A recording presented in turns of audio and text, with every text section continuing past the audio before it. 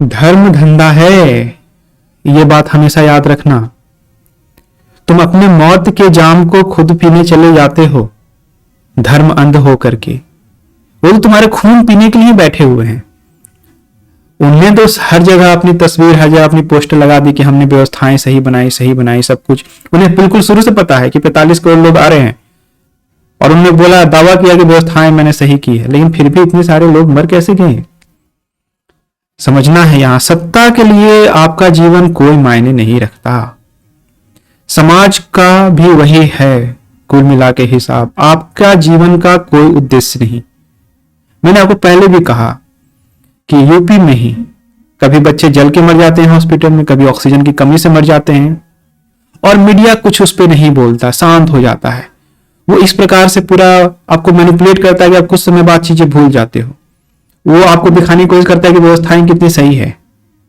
ये तो आपके सामने तुरंत उदाहरण है ना, आप भूल कैसे सकते हो इसको।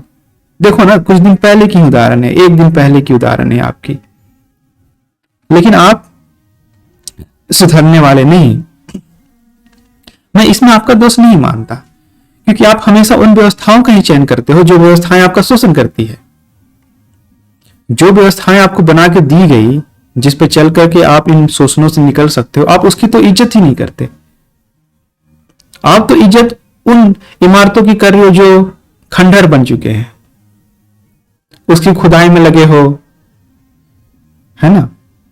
झूठ मूठ की सारी जो तुम्हारी अंधविश्वास है, सारी जो तुम्हारी मूर्खता है, उन मूर्खताओं को तुम पुनर्जीवित करने में लगे हो, है ना। तुम्हें तो बोला गया, समझाया गया, कितनी बार समझाया गया कि धर्म धंधा है भारत में। Diwali cell, Durga Puja cell, Eid cell, ये सेल, वो सेल, जिसकी जितनी आबादी है उस हिसाब से सेल आते हैं। यहाँ त्योहार मतलब सेल्स आते हैं। क्या आप उस सेल्स में पार्टिसिपेट कर पा रहे हो? आपकी कितनी पूंजी आ रही है और कितनी पूंजी जा रही है, देखना है आपको। जब आप धंधा में हो तो उस धंधे को धंधे की तरह लो ना। अगर धंधा नहीं होता तो पुजारी ये दावा थोड़ी करते कि मैं एक पार्टिकुलर कास्ट के लोग ही पुजारी बनेंगे, है ना। अभी तक तो इंडिया में डेमोक्रेसी अगर नहीं आती तो ये तो थोड़ा भी उसमें लचीलापन, फ्लेक्सिबिलिटी की बात तक नहीं आप कर सकते थे। वो तो महापाप, जीवा कटा देने वाली पाप हो जाती। तो ये धंधा करने के लिए बैठे हैं ब्राह्मणवादी लोग, मनुवादी लोग, और इनका मुख्य जो सोर्स है, जो आधार है जिस पे ये धंधा कर पाते हैं, वो आपकी अज्ञानता है ना।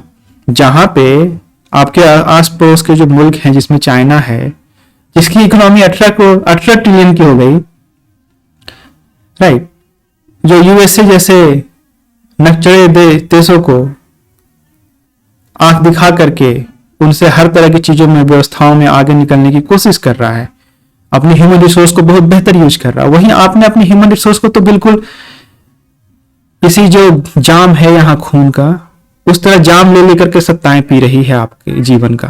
जो हमारे यहाँ की ह्यूमन रिसोर्सेस हैं उसकी जो कत्ल कर रहे हैं, ये उनकी जो वैल्यूएशन है उसकी कत्ल कर रहे हैं हर पल।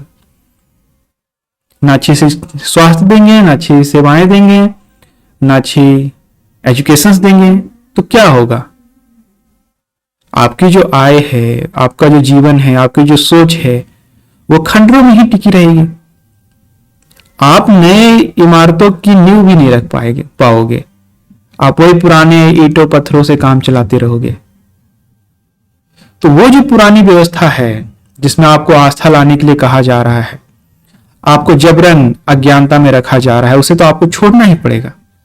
बिना छोड़े आप आगे नहीं बढ़ सकते, है ना। अपनी जाति में ही आपके संबंध होंगे रोटी बेटी के, अपने धर्म में ही संबंध होंगे रोटी बेटी के। अपने धर्म से आप निकलोगे नहीं तो अपने मन से भी नहीं निकलोगे। जो अपने मन से नहीं निकलोगे तो फिर अपनी चेतना को कहां जान पाओगे? तो अपने बंधनों में रहना कोई धर्म नहीं है। मर्यादा के नाम पे आपको बंधनों में रखा जा रहा है, समझना इस बात को। मर्यादा के नाम पे, परंपरा के नाम पे आपको जिस बंधनों में रखा जा रहा है, उस बंधनों को आपको त्यागना होगा। और त्यागने के लिए सबसे पहले आपको उन सब चीजों से आस्थाओं को खत्म करना होगा जिसमें आपकी कोई अनुभूति नहीं है, सिर्फ शाब्दिक है वो, सिर्फ मानसिक है वो। तो शाब्दिक और मानसिकता से निकलना पड़ेगा आपको। नहीं तो आप ऐसे ही कुचले जाते रहोगे, कभी सत्ता के द्वारा, कभी प्रशासन के द्वारा, कभी धर्म के द्वारा, कभी पाखंडियों के द्वारा, कभी ब्राह्मणवादियों के द्वारा, कभी मानववादियों के द्वारा, कभी कट्टरपंथियों के द्वारा, कभी आतंकवादियों के द्वारा, है ना। तो आप इस बात को समझना है आपको कि आज इसी क्षण, इसी वक्त से आप ये सारी जो सीमाएं हैं जिसमें आप खुद को बांधे रखते हो और जो संस्कारें आपको इन सब चीजों में बांधती है, उसको आज से ही आप इनकार कर दो, त्याग दो उसे, और अपनी अनुभूतियों के लिए, खुद के लिए ये जो पूरी व्यवस्थाएं हैं, उन व्यवस्थाओं से एकांत होकर के अलिप्त भाव से निकल आओ। आज हम ये रखते हैं। धन्यवाद। बाकी आप देख लो कि आपको इस प्रकार से अपना खून निकलवा के कुछ गिने चुने लोगों का